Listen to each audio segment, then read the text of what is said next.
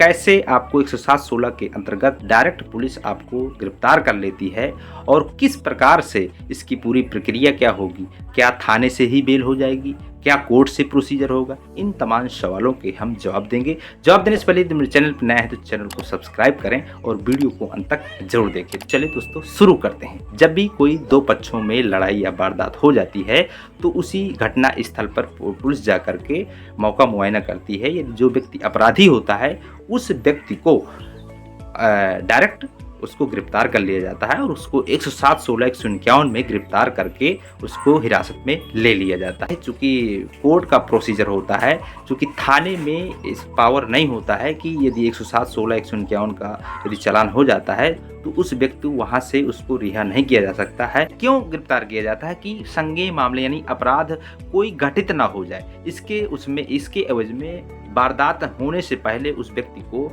Jail के सलाखों के पीछे कर दिया जाता है, यानी कि पुलिस कस्टडी में रख लिया जाता है। और वह पुलिस कस्टडी में रखते हुए 24 घंटे के अंतर्गत पुलिस के द्वारा उसको एसडीएम कोर्ट में भेज दिया जाता है, पेश किया जाता है। और पेश करने के बाद क्या होगा इसकी भी प्रक्रिया जान लेते हैं। पेश होने के बाद प्रक्रिया, इसमें कोर्ट जो प्रोसीजिंग होती है यह लगभग आपका कोर्ट केस में लगभग 6 माह तक का आपका केस होता है। इसके बाद स्वतः ही ये नष्ट हो जाता है यदि आपने इस बीच कोई वारदात नहीं की। यदि आप कर देते हैं तो उसमें वारंट भी इशू हो सकता है। उसके बाद और भी बहुत सारी परेशानियां आपको झेलने को मिल सकती हैं। साथियों, यदि आपको एसडीएम कोर्ट में पेश कर दिया गया है तो आपको जमानत की आवश्यकता होगी। जमानत कैसे करते हैं, कि इसमें क्या क्या डॉक्यूमेंट्स लगेंगे, इसमें डॉक्यूमेंट्स में किस प्रकार से कार्रवाई की जाएगी, ये पूरी प्रोसेस समझ लेते हैं।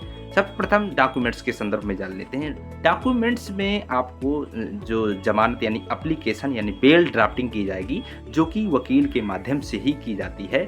साथ ही साथ इसके बाद आपके 2 जमानतदार भी लगेंगे, जिनके आधार कार्ड और साथ में उनकी 2 फोटो और उनकी खतौनियाँ, यानी कि वो है जो व्यक्ति जो जमानत देने को तैयार है उन व्यक्तियों के आपको खतौनियाँ होंगी, जिनकी भूमि बंधक ना होनी चाहिए। वो यदि भूमि बंधक है तो उस व्यक्ति की ज़मीन का खतौनी नहीं लगेगी।